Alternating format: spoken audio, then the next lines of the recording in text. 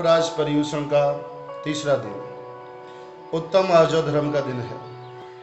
आज का दिन मायाचारी को छोड़ने का दिन है और इस मायाचारी को छोड़ने से हमें आर्जव धर्म की सौगात मिला करती है। हमारा जीवन निष्कपट बनता है, हमारे जीवन में सरलता का आगमन हुआ करता है। जग का सिद्धांत है, लोक की नीतियां हैं जो हम दूसरों को दिया करते हैं, वह ही हमारे जीवन में लौट करके आता है। जो देते दूसरों को हम, वही हमको यहाँ मिलता। जो देते दूसरों को हम, वही हमको यहाँ मिलता। जो धोखा दे दूसरों को, उसे भी धोखा है मिलता। जो धोखा दे दूसरों को, उसे भी धोखा है मिलता। भला करता दूसरों का, भली किस्मत यहाँ उसकी। भला करता दूसरों का, भली किस्मत यहाँ उसकी। तजे जो मायाचारे को, उसे आर्जव धर्म मिलता। तजे जो मायाचारे को, उसे आर्जव धर्म मिलता। उत्तम आर्जव धर्म की प्राप्ति तभी हुआ करती है जब हमारे जीवन में सरलता का आगमन हुआ करता है। मायाचार और सरलता दो विपरीत दिशाएं हुआ करती हैं। जब व्यक्ति मन में कुछ और विचार किया करता है, वचनों से कुछ और कहा करता है, शरीर की क्रिया कुछ और ही हुआ करती हैं, तीनों में भिन्नता हुआ करती है, वहां मायाचारी हुआ करती है। मायाचारी की सीधी सी परिभाषा है, जो सत्य नहीं है उसको सत्य रूप में प्रस्तुत करना, ये मायाचारी हुआ करती है। जो ठगी व्यक्ति हुआ करते हैं, छल करने वाले व्यक्ति हुआ करते हैं, कपट करने वाले व्यक्ति हुआ करते हैं, वह दूसरी वस्तु पर दूसरी वस्तु का लेवल लगा करके उसको आगे बढ़ाने वाले हुआ करते हैं, कुछ कहकर कुछ देने वाले हुआ करते हैं। इस प्रकार की मायाचार की नीति उन्हें स्वयं तो दुखी करती है, साथ ही साथ में उनके संपर्क में जो लोग भी हुआ करते हैं उन्हें भी दुखी किया करती है। आर्जव धर्म हमें सरल बनने की प्रेरणा देने के लिए आया है, कपट को त्याग करने की प्रेरणा देने के लिए आया है। आर्जव धर्म कह रहा है, उत्तम आर्जव धर्म कहे तजो शीघ्र मायाचारी। उत्तम आर्जव धर्म कहे तजो शीघ्र मायाचारी। कपट करने वाले करें दुर्गतियों की तैयारी। कपट करने वाले करें दुर्गतियों की तैयारी। प्रकट होता कपट जिसका, किसे विश्वास हो उस पर। प्रकट होता कपट जिसका, किसे विश्वास हो उस पर। कपट नीतियों को तज कर बनो भव्यों सदाचारी। कपट नीतियों को तज कर बनो भव्यों सदाचारी। उत्तम आर्जव धर्म हमें संदेश दे रहा है कि ये मायाचारी भाव में दुखदायिनी है।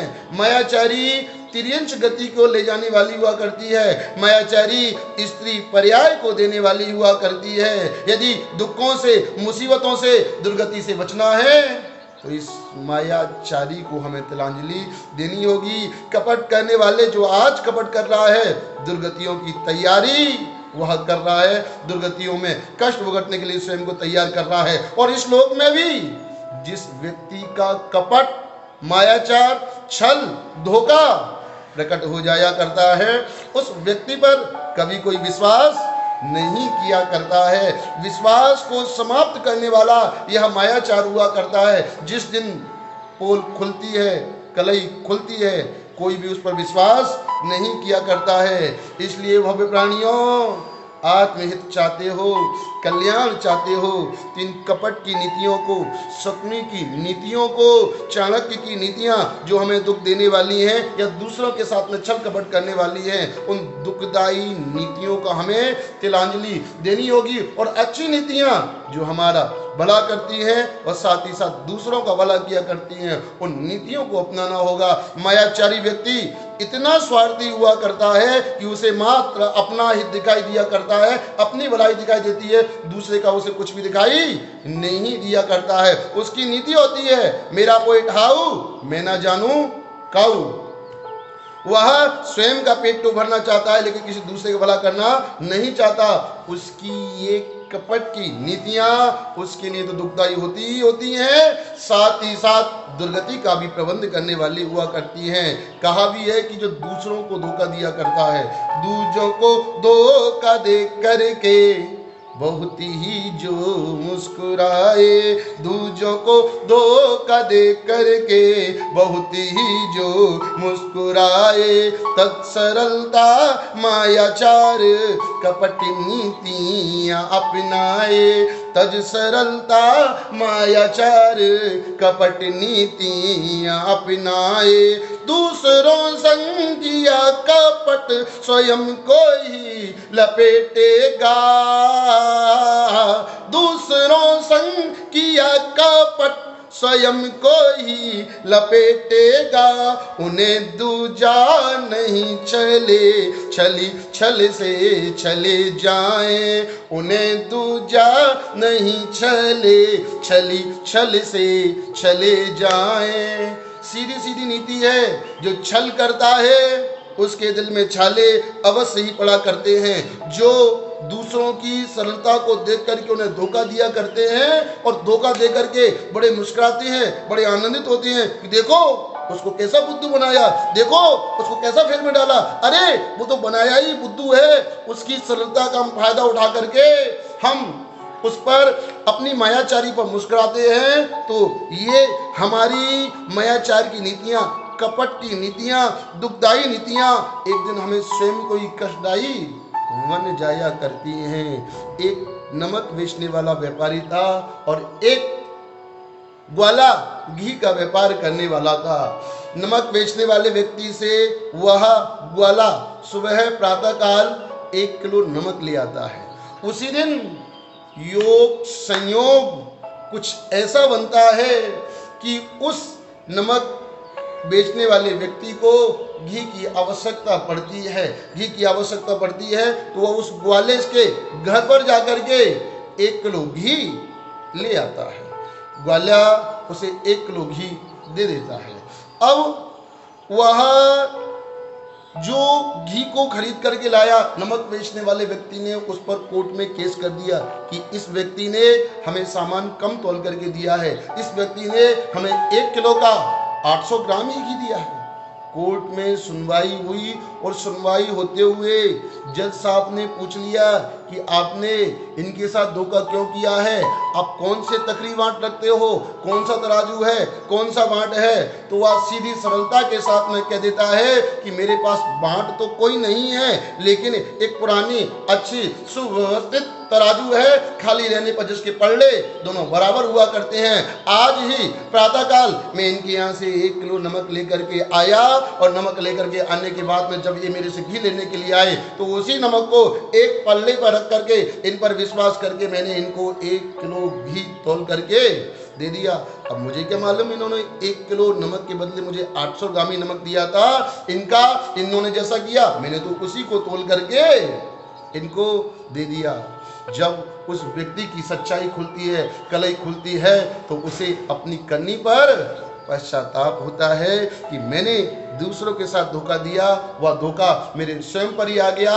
जज ने निर्णय सुनाया कि यह नमक बेचने वाला व्यक्ति छल करने वाला है, कपट करने वाला है, इस व्यक्ति को सजा सुनाई जाएगी और उसे दंडित किया जाता है। कहने का आशय उद्देश्य इतना सा है कि जब हम दूसरों के साथ छल किया करते हैं, कपट किया करते हैं, तो वह छल कपट से हमारे दिल में छाले अवश्य पड़ा करते हैं। जो दूसरों के साथ छल करता है वह स्वयं के माध्यम से ही चला जाता है। इसलिए भव्य प्राणियों, हमें अपने जीवन में सरलता को स्थान देना है। सरलता जब जीवन में अवतरित हुआ करती है तो जीवन को श्रेष्ठ और अच्छा बना दिया करती है। लेकिन ध्यान रखना, सरलता की बातें करना जितना आसान है, सरलता की बातें करना जितना सरल है, सरलता को जीवन में अपनाना थोड़ा सा कठिन जरूर है, लेकिन जीवन को अच्छा बनाने वाला है। काव्य है, सरल बनने की बातों को सरलता से है सुन सकते। सरल बनने की बातें बड़ी सरलता से, बड़ी आसानी से सुन सकते हैं। सरल बनने की बातों को सरलता से है सुन सकते, इन्हें कहना भी आसान सरलता से है कह सकते, इन्हें कहना भी आसान सरलता से है कह सकते, इन्हें सुनना सरल जितना कठिन उतना सरल होना, इन्हें सुनना सरल जितना कठिन उतना सरल होना, सरल होंगे सरलता से भव सागर से तिर सकते, सरल होंगे सरलता से भव सागर से तिर सकते।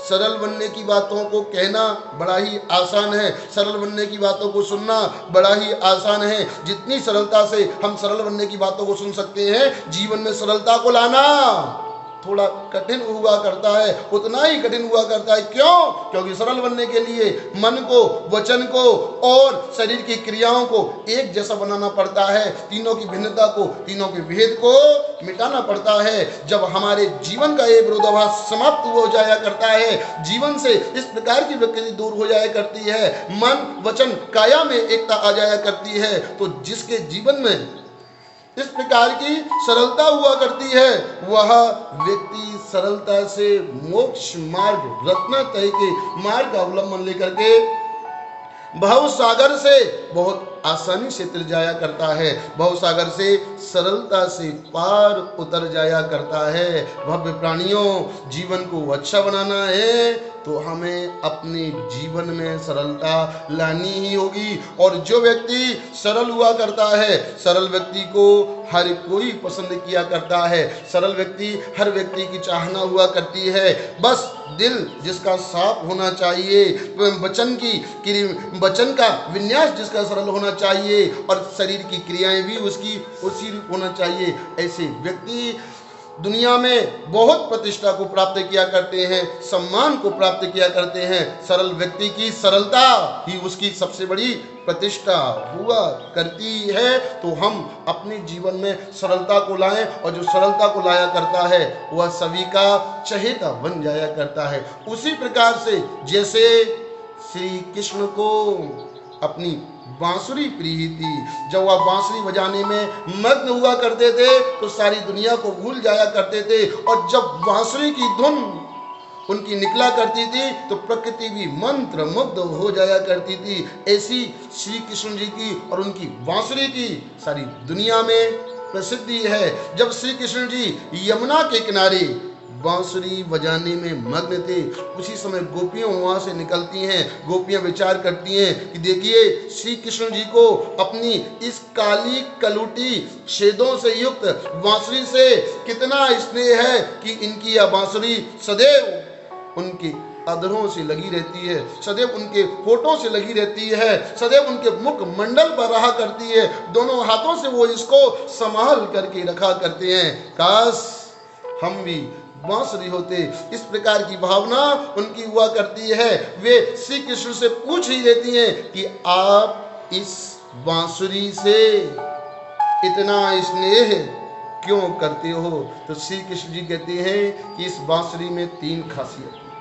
इस बांसुरी में 3 खासियतें हैं। यदि वह खासियत हमारे जीवन में भी आ जाए तो हम भी सबके चहेते बन सकते हैं, हम भी यश कीर्ति को प्राप्त कर सकते हैं, हम भी प्रतिष्ठा को प्राप्त कर सकते हैं। क्या खासियत है? तो उन खासियतों को बताया गया है कि इस बांसुरी की खासियत है बिना बुलाए ना बोले, बुलाने पर ही ये बोले, बिना बुलाए ना बोले, बुलाने पर ही ये बोले, जब भी बोले मीठा बोले, कड़वे बोल नहीं बोले, जब भी बोले मीठा बोले, कड़वे बोल नहीं बोले, न कोई गांठ है इसमें आर पार ये बोली है,